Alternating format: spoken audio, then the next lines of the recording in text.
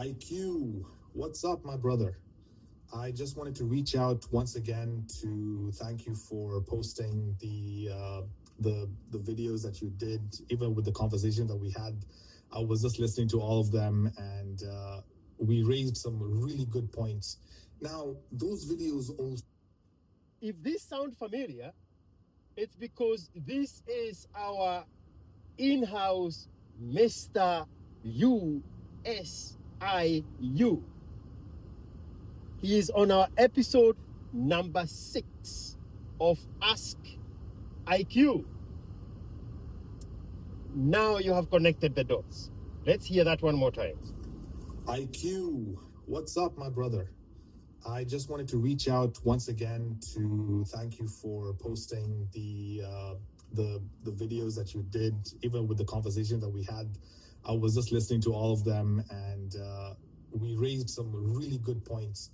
Now, those videos also got me thinking about a specific scenario in my situation, and I think I would want to share this with you because I feel like it's a new occurring red flag that I feel like we need to talk about, and I also want to know what your opinion is on this red flag that I feel like I think we need to talk about.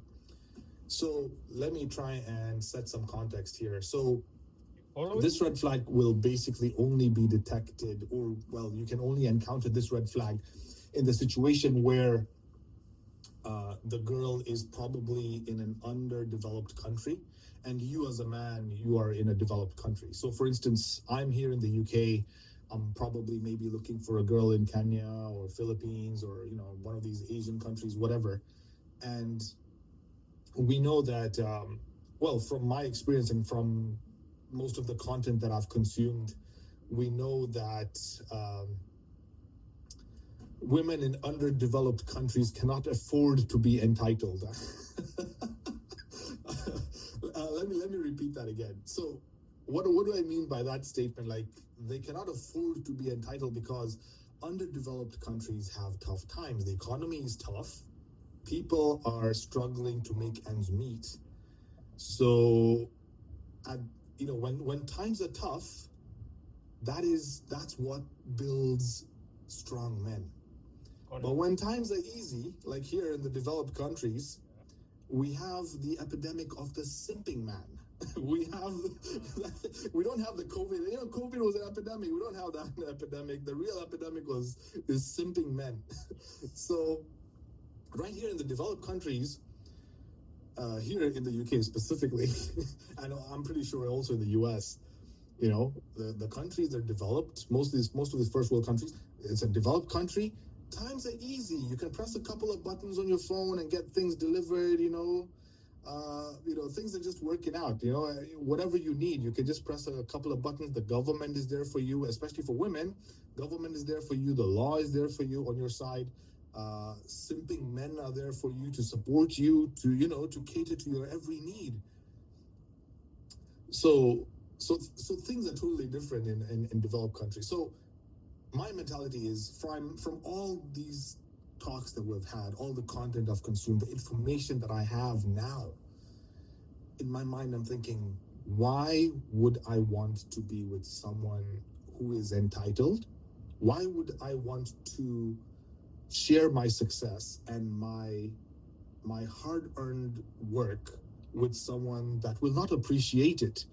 You want to bring someone into your life that has seen some tough times. You take them out of those tough times and they will be appreciative of.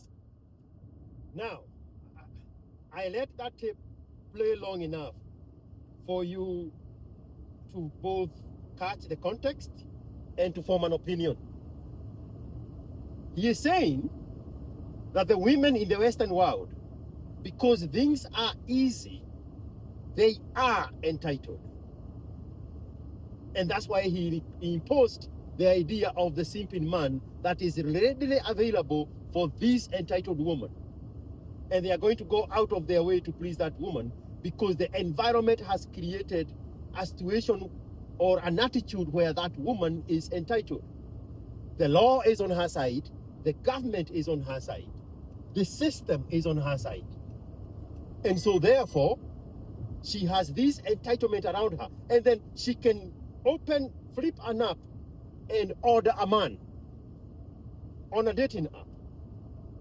So now he's saying, if those are the situations that have been dealt, and those are the obstacles that have been set there against the man and in favor of the woman, when I beat the odds and build myself, why would I share my spoils with this entitled woman? That is the point he is making. A very, very, very smart observation. Let's see where this one goes. Tough times that they have had, and they will look up to you and be like, wow, this man has saved me. This man has taken me out of my problems, and I will be forever grateful. But we're not. Now he's contrasting that entitled woman with a woman from Philippines, from Kenya, from Uganda, from these God-forsaken third world countries. And now he is saying there is a potential there for her to be appreciative of the effort of this passport bro that has brought her into this privileged world, as opposed to that entitled woman. Follow him here. It's not like that in the developed countries, right? And I know you talked to me and you told me, oh, why don't you go to Mayfair or whatever, find some Somali women here. Well, Somali women, yes, because they're from Somalia or, from a different country. Yeah, that makes sense. But you see, that's now a question towards the end that I have. But let's go back to the red flag that I wanted to point out, right? So let's say you're in this developed country, you're looking for a girl in an underdeveloped country, you finally find her, and she checks off all the boxes. She is kind, she's submissive, she's nurturing, she's caring, she's loving, she's in shape, which is the most important.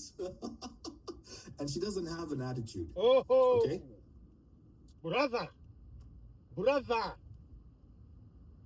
an attitude in a woman is the biggest obstacle. And that attitude is generated by entitlement. And I don't know for you, but I see that attitude in Black American women. There is no piercing through that concrete wall of attitude in a Black woman. And I want to say kudos to the men that would tolerate that. But they are a product of the environment that has enabled the woman to be entitled. And so the simping man is readily available. So there is no effort on their end. They are dealt a bad deal, and they have to deal with this thing, this kununa ya mwanamke. So I need to be conscious of that also. But me personally, I am not a man enough to handle a strong, independent Black American woman. Take that manhood and shove it your ass. Now you have 2 manhoods. I have 0. So all of these check boxes, you're like, wow, this is a girl that is for me. But something happens, and she keeps insisting that, she wants to take a lot of pictures and videos with you to post on social media. And I think this happened with me. And it's something that you have to be a bit aware of, and I feel like something I have to be aware of, or you have to be aware of. Kenodia, you took a girl from a God-forsaken country into nice restaurants, into nice hotels, into nice vacations, into nice outings, into nice dinners. And she is taking pictures, She is posting those pictures online to showcase her wins, and you are telling me I am the one that need to be aware of Kinobia? Or is this advice to self? Yes, those things happen, and we will get to it.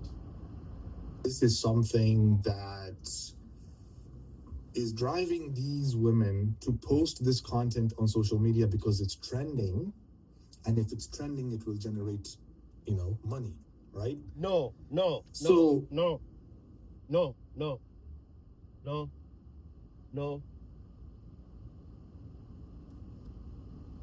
Women do not know how to make money. This is Mr. Misogynist, women hater, chauvinist. Women do not know how to make money. So they are not posting pictures online to make money. They have not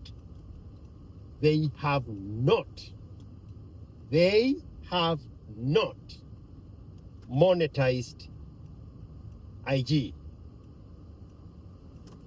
They have not monetized X. They have not monetized Facebook if you are dealing with your mother. That is not why they post pictures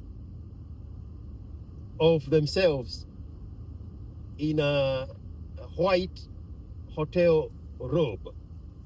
No, that is not why. They are not making money. It's for a different reason. And Kinovia, if you don't know that reason, then you will have the wrong approach when you're dealing with these women. Women do not make money with these photos. It's for a different reason. Is it that they're doing all of this? They're being submissive. They are conforming to what a man needs, Yes, just so that they can get the relationship, yes, post that relationship, that so-called Yes. lifestyle yes, on social media to make Yes. money and get clout and Except- get all that. yes, and yes, except for the money part. Remember, we tackled previously about exploitable vulnerability. And we said in exploitable vulnerability, the woman does not have to have a relationship with you. She only needs to exploit the need in you, Kenobia, to have a relationship with her. Now, manipulatable vulnerability is where a woman creates a relationship with you so that she can exploit,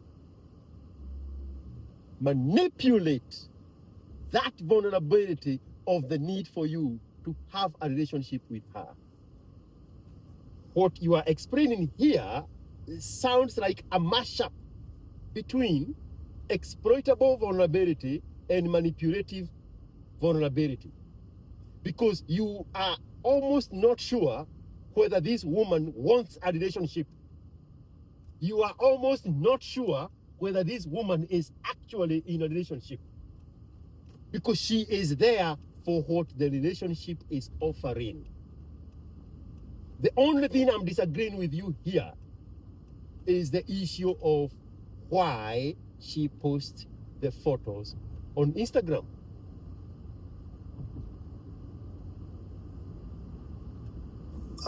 Attention from, because I know one thing I know for a fact is women love attention.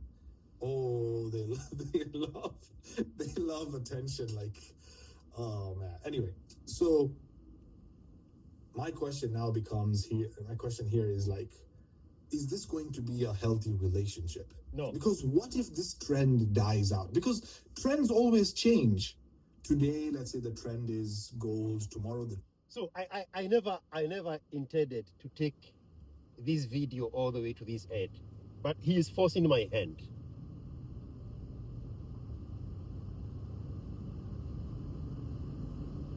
She is posting the videos, the photos, as a vast trap. She is telling other men out there, this is my billboard. This is what this guy is offering. Is there a man out there who can offer more than what this guy is offering? This is advertisement through and through. The videos on IG are advertisements. The videos on X are advertisement. Those well-done photos on the mirror in the bathroom, or in case of Big Bay, in the clothing mall, they are the straps. They are saying, this is the product. Kenobia here, obviously you can tell, is the one who provided this access. Are you out there with a better ability, with a better access than what I'm getting here? Because now, the reason I am being forced is this. And this Bitcoin. So the same thing with the relationships. If today the trend is to post a relationship with a foreigner, you know, a Kenyan woman with a U.S. citizen, a U.S., someone from the U.K. or from the U.S., is the trend right now. And I've seen a lot of videos on YouTube where women are making a lot of money because they have gotten into a relationship with someone who is... Those are very few. Those content creators in women are very few. The thirst traps are on IG. And is the trend going to end? It depends on what you are calling trend. Because this one here is potential for hypergamy. That is what she's looking forward to. She wants to monkey branch to a different guy. So this is a billboard for advertisement. Are you out there? Can you outdo this guy so that I can hypergamize out of this situation? Because women do not change. Women do not conform. Women only run out of options. So she's weighing her options out there. She's saying, this is me in Diani. This is me in Maldives. This is me in Dubai. Is there a man who can beat this one? Because my clock is running. My clock is running out. And I need to hypergamous before I run out of sexual market value. That is my opinion. What do you think? I'm going to put this guy on another conversation, and we are going to go through this tip. But before then, between now and when I have a conversation with that guy, give me the ideas. Imagine yourself talking with Mr. USIU here. Give me pointers. Post your questions. Tell me what to ask him, and tell me what your contribution is, so that when I sit down with him, then we can have that conversation. I want to pick your brains. Tell me how we should approach this issue. You have heard my opinion. It's not about making money. Content creators in women are very few. Very, very, very, very few. 99% of those videos from vacations and outings and restaurants and nice hotels, they end up on IG because, according to me, they are the straps. What do you think? Let's talk about that before I meet Mr. USIU. And thank you in advance. Thank you.